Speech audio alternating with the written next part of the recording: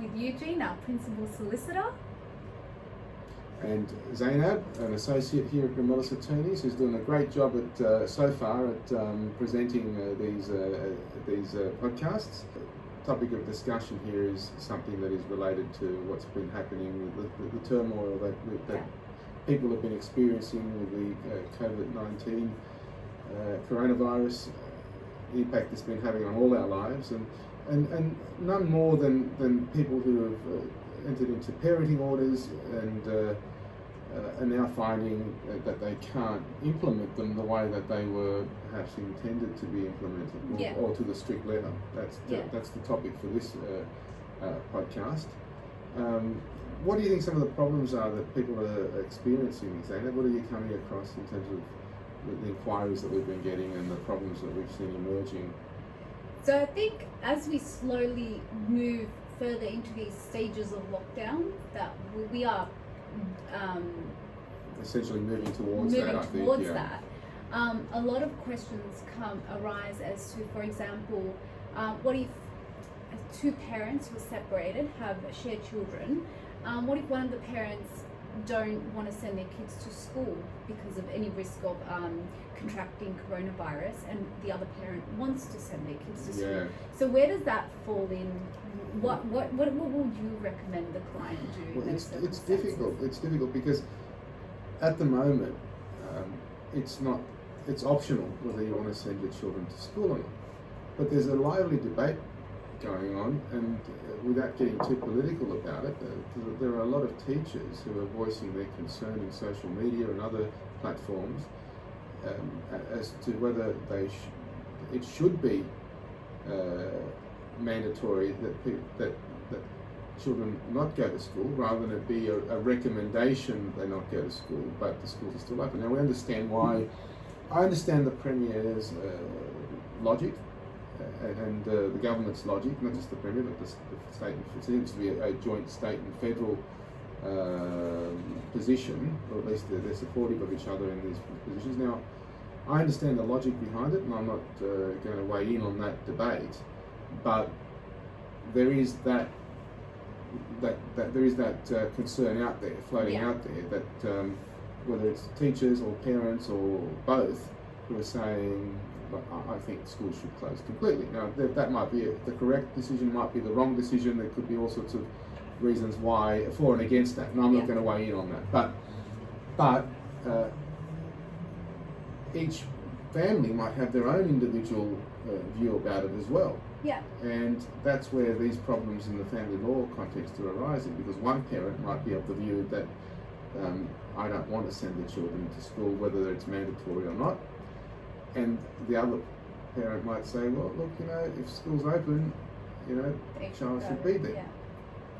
So if you had two parents, you had a client, they wanted to send their children to school, their former partner doesn't want to send the children to school, what would you recommend that they do? Well, first and foremost, and it goes without saying, they've got to act in the child's best interest. That's what the court will do. If they had to make a determination, that's what the court expects parents to do. Of course, reasonable minds might differ, and on what is in the best interest of the child. It's something that forms with those kind of decisions fall within the realm of what is regarded as parental responsibility, and those are often joint or equally shared by the parents. Yeah. And the thing to remember is you don't need to be separated or be a family law litigant or be someone who's entered into parenting orders to have a disagreement about these things. There are many people in intact relationships who parents might differ about their views on this. And the fact that you're separated or divorced or, post having entered into some orders, parenting orders, doesn't really change the fundamental concern and question to be determined between parents, which is what's in the best interest of the child. Yeah. You're expected to consult each other. You're expected to have a discussion about it, even a lively debate about it. a civil one, obviously, but nonetheless, a robust debate is not outside the realm of what the court would expect people to do. Ultimately, though, a decision has to be made, and that's what the courts are there for. They're a last resort, and if you can't make that decision between you after having undergone that consultation and discussion process, then you may need to resort to a form of mediation, or attempt to have your lawyers mediate it between the firms, or even attempt to maybe engage some family dispute resolution. Now, the challenge in all of that is how you do it in this day and age with everything that's unfolding, and that's where technology, I think, will come in and take up the slack. I think, and there are already provisions in place for family dispute resolution to occur through electronic means, and of course the telephone has always been there as an option, but there might be other options available, like video conferencing and things of that nature. Courts there as a last resort. I think the courts have been, even before this, been in a position where there's been quite a bit of a backlog, and the lawyers have had to, I think, step up their game in terms of acting in a way that is conducive to resolving these kind of disputes, rather than directing them to court. But I think the court would expect you to go through that whole process before you get to it. And I think most people will exercise common sense. Yes. And I think I'm hopeful that by the end of that process, having undergone all of these various attempts to resolve it first between themselves, if not between themselves, then through their lawyers. If that doesn't work, then through an external service, before going to court. I think that most cases will resolve somewhere along that path. Yeah. Next question I'll have is, I know in my experience, and I'm sure in your experience, a lot of the times when we're drafting, when changeover is to occur, that is when one parent to drop off the children and the other parents to collect the children, in terms of the location, as to where that occurs, we put McDonald's or the school, contact centres, and as we move slowly towards more stage 3, stage 4, and more restrictions on our movement within state, what do you think parents should be doing at the moment? Who have those orders? Well, look, that's already creating a problem, because places like McDonald's, for example, which were very common changeover points, they're now part of the restrictions that are already in place.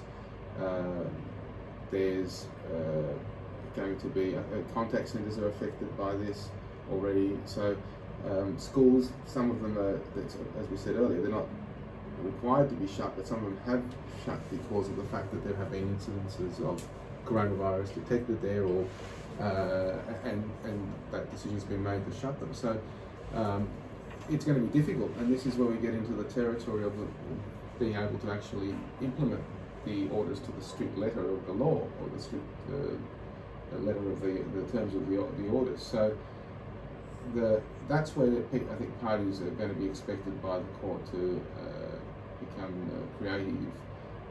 And as we move closer to lockdown, what happens then? That's the big question. But I think parties are going to have to consider not just changeover, but whether they're going to be able to physically be able to move the children from one home to the other, in light of whatever restrictions may unfold in the next few days or next coming weeks and months. So I think the starting point is that the courts expect the orders to be implemented where they can. That's the first thing. And where they can be implemented and without affecting the well-being and safety of the children. It is an offence, or can be an offence, to breach, contravene family law orders. There is a specific procedure in the Family Law Act that deals with this. There's a specific part that deals with this. and the court has various sanctions and tiers and degrees of severity in terms of the contravention that it can look at and it can impose. Courts, the parties aren't encouraged to go down that path even in the usual course, but even now, the courts, I don't think the courts would be encouraging people to do that, but they'd be encouraging people to try and find ways to implement the spirit of the orders in the event that they can't be, because of external things outside of the party's control, can't be implemented, and wherever possible to try and make that time happen, even if it's not in a face-to-face sense. I think for some time now, people have been using Skype, FaceTime as being means whereby children can have contact with parents. Traditionally, it's where parties are going overseas, for example, and where a party would have previously had physical face-to-face time with a child. Now that child's overseas, it's been for some time people have been incorporating provisions in orders to allow that to happen.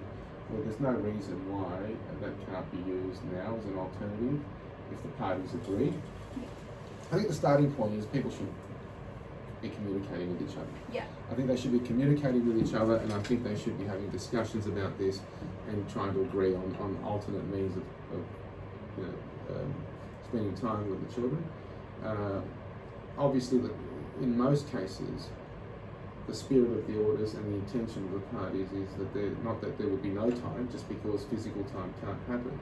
Yeah. And I don't know that it would be regarded to be in the best interest of any child who is otherwise, willing, eager, and able to see the other parent, all of a sudden not to be seeing them or having contact with them at all. This is not an excuse for parties to not let the other parent have time with the child. It's just a question of whether it can be facilitated in the current form that is expressed in the orders, and if not, then can it be expressed facilitated in some other way within the spirit of those orders? And again, we're coming back to technology. Yeah, and I think the courts have been very proactive in trying to sort of understand. We've made a lot of orders that say changeovers occur at school or at McDonald's or contact centres, and maybe it's unable to occur right now under these circumstances. And I think the courts recommended that parents try to reach an agreement, which may vary the order, but as you said, keeping the spirit of the order. If the orders say, for example, children are to spend time with the father from, let's say, 5 after school on a Friday till 3 o'clock on the Sunday, for example, maybe have the kids change over, be at one of the parents' residence home. That's right, or to play around with the times, or something like that. But there will be that raises another question. What about exposure to, say, relatives? Gatherings of more than 10 people. What happens where one party is okay with a child doing something and the other party is not? What if one of the parties is of the view that, say, one of the families, or persons that the child's going to come into contact with, is not exercising social distancing or isn't being socially responsible and is sort of unnecessary? I guess the scenarios are infinite, but it's about exercising common sense, talking with each other, and you are going to get those parents who are going to take advantage of the situation. There invariably always is, and that's just human nature. But in those scenarios, I guess as a fallback position, as a worst case scenario, you do have the powers of the court to enforce the orders. I'm not saying that it's not encouraged as a first resort. Doesn't mean it doesn't have any place at all. It can technically and ultimately it's a form of contempt of court not to comply with orders, unless there is a lawful or reasonable excuse. And the child doesn't want to, is not very rarely seen as a reasonable excuse. Yeah. Or the child does. Yeah, that's right. And obviously the older the child, the more that kind of their wishes have weight.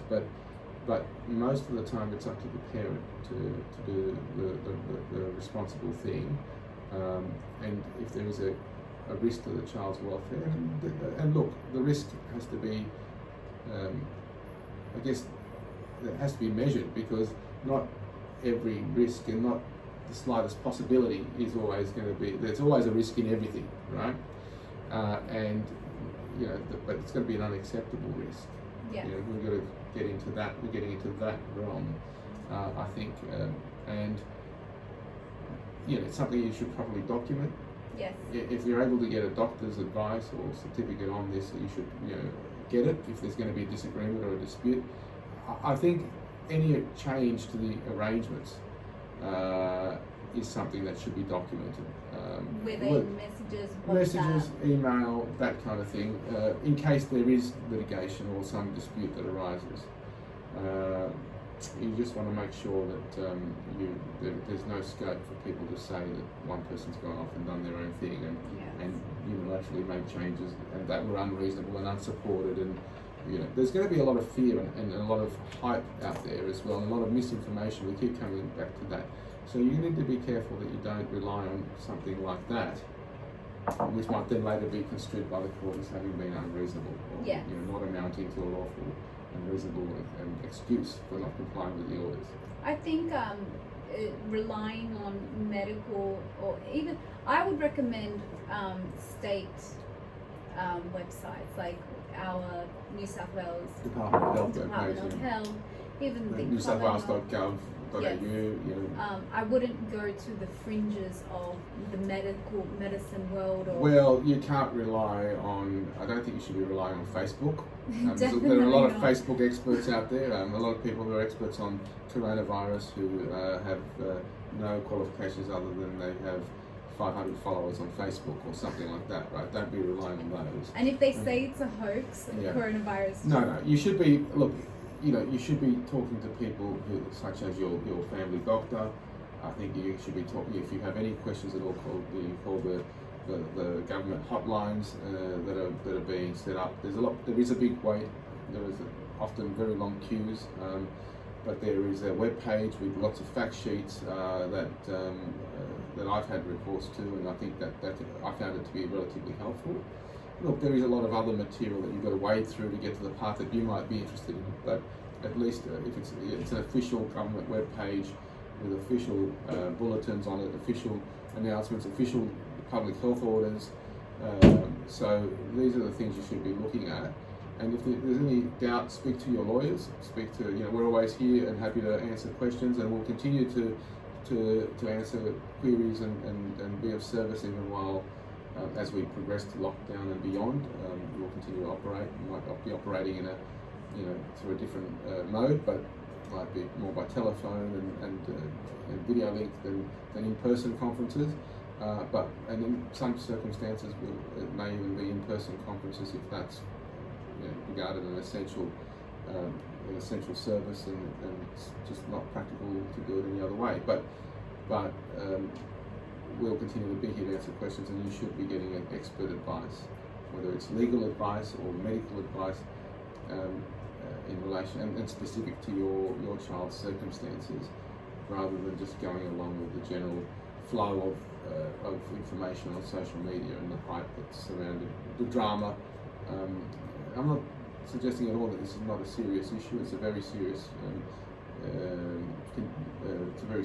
situation that we all face.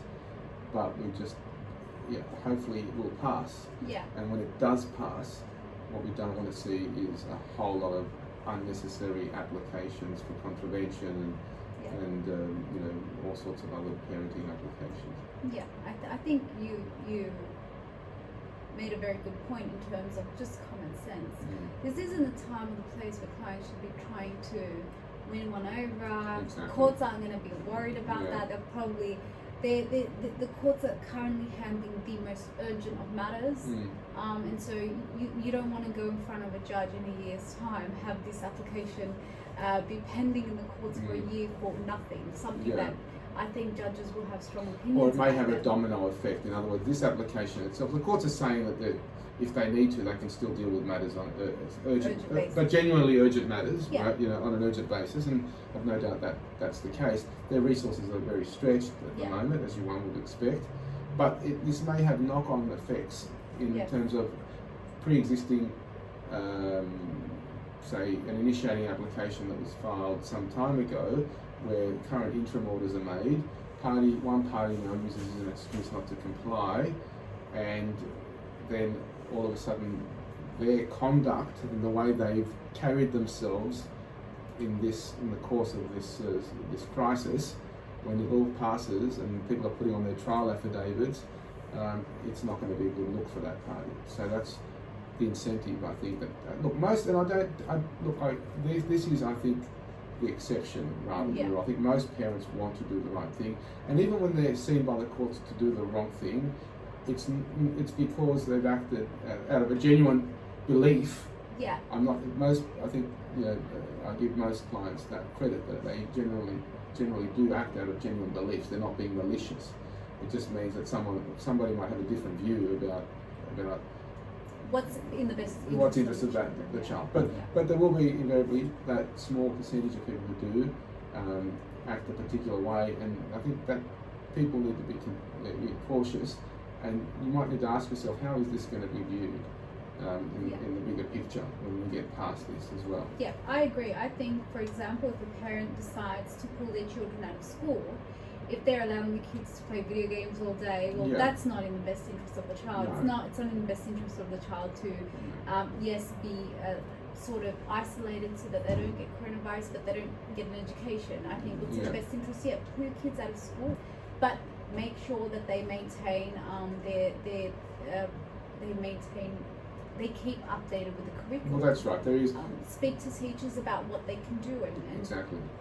I think most schools have online learning programs that the children are required to log on to, and in fact I've heard of some children still putting on their school uniforms every morning, and just so that they can stay in that mental mindset. That's a the good idea. Mindset of being at school and regimented, and they get breaks and around lunchtime and recess, and then they get some time to spend on their social their devices in the evenings or afternoons, and but that's a decision for parents to make. But I come back to what I said initially, which is this is no different to if you are in a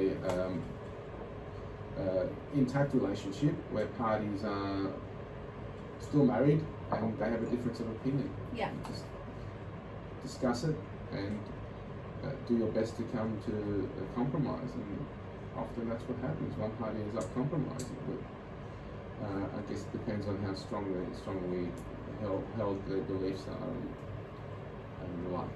Yeah. I think I'd just finish it off by school holidays are approaching. I think they start next week. Is that right? Or the week after?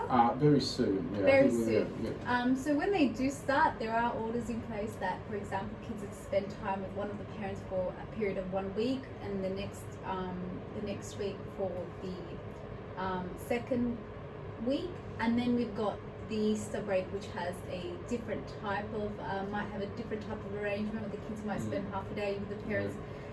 So what do you think clients should do in those circumstances? Like, what do you do with a kid for an entire week? I think, look, again, those type of arrangements often involve children swapping households, and I think we need to monitor closely what happens over the next week or two, because we may go to a total lockdown situation. We don't know. I think there'll be some announcements made later today, and it's a fluid situation that involves data. So people need to keep up to date with what's happening, with what the government's announcing, any new restrictions.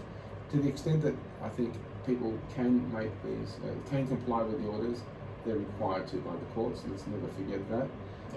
To the extent that they can do that safely and with the best interest and well-being of the children in mind, and can do it without exposing the children to unacceptable risk. I think the court does require them to comply, right? Yeah. Where they can't comply, then they're going to have to come up with creative ways to, to make those, to give the other party. It's not give the other party actually; it's give the children time with that other parent. Yeah. And that may again come back to, and probably inevitably will come back to technology if it can't be done any other way. And people should be talking about this ahead of time, so that there aren't.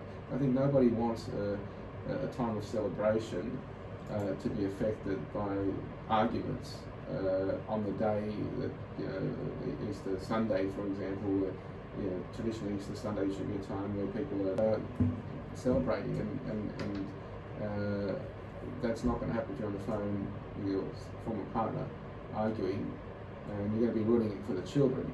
So have these discussions ahead of time. Don't leave it for the morning, and don't make any assumptions. Never assume that the other party is aware of what you might be thinking of doing just because they've been watching the same news channel as you, right? Yeah.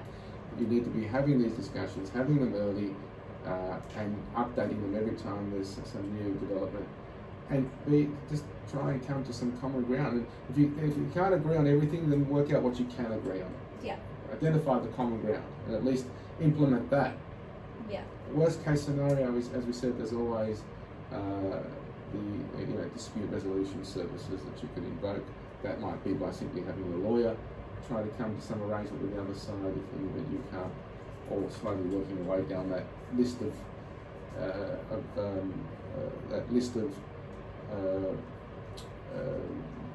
agencies that we spoke about, ultimately ending in the court. But if you're going to be arguing about Easter morning, I think you may end up missing that boat if you don't. The reality is you could file an application and it might be heard after. Yeah. Or after. So again, that's incentive for everyone to come exercise common sense. Yes.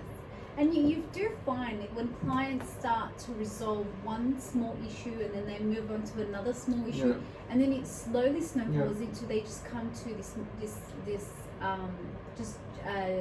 mutual agreement as to what to do, what's in the best interest. Look, I think you pointed out something that was important. That's plan ahead, communicate, try to come to an agreement with items that you can agree to, and leave the issues that you can't agree to, for example, your lawyers or dispute resolution. Or just simply agree to park it, because if you can, because look, if it's just something to do with the something that can be overcome, you might just have to agree to disagree sometimes. But there are times when you won't be able to get past that. It might be something that's so big and large, and the room's so big and large that you can't get past it. But remember this, that there will be a time where everyone will be held to account, and that's when you do get your day in court. Yeah.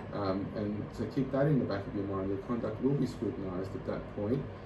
From a practical perspective, there may be a time when the shoe's on the other foot, as the saying goes, and let's not lose sight of that. And I always say to clients as well, and it's very hard for them to see that, depending on what stage of the litigation they're at, and when they're in the heat of it. And I say to them, there'll come a time, when you may, that little term in the orders that says, "as otherwise agreed," where that will be pretty much what you're both relying on half the time.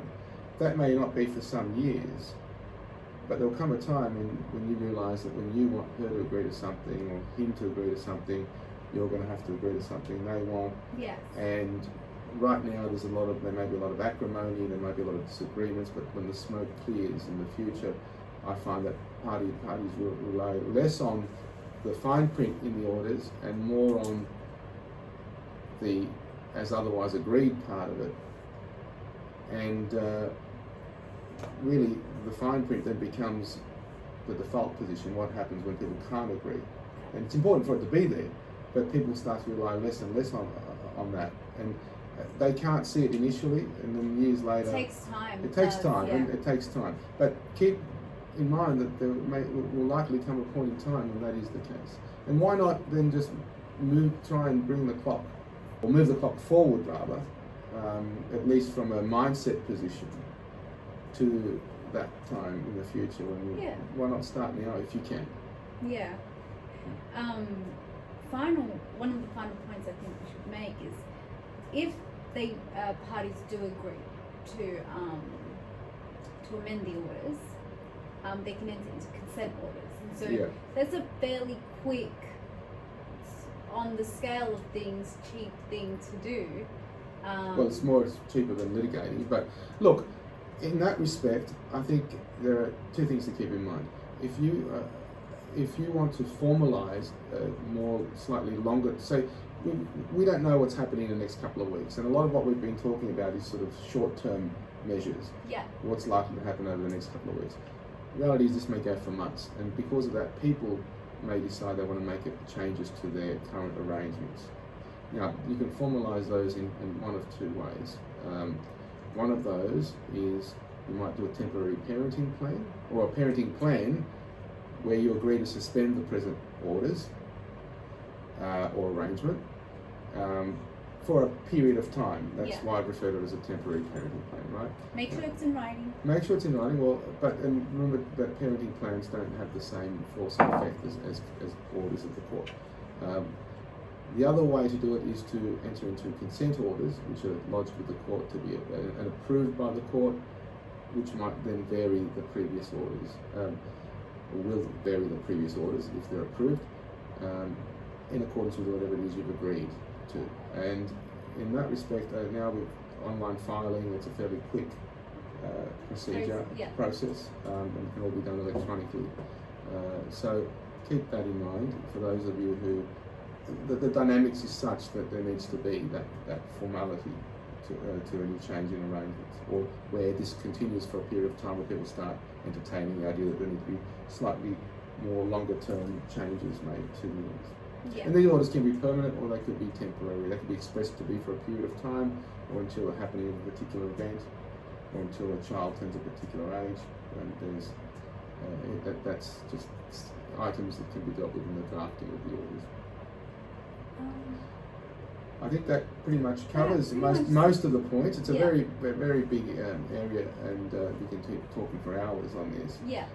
But otherwise, we're here to answer any queries or questions.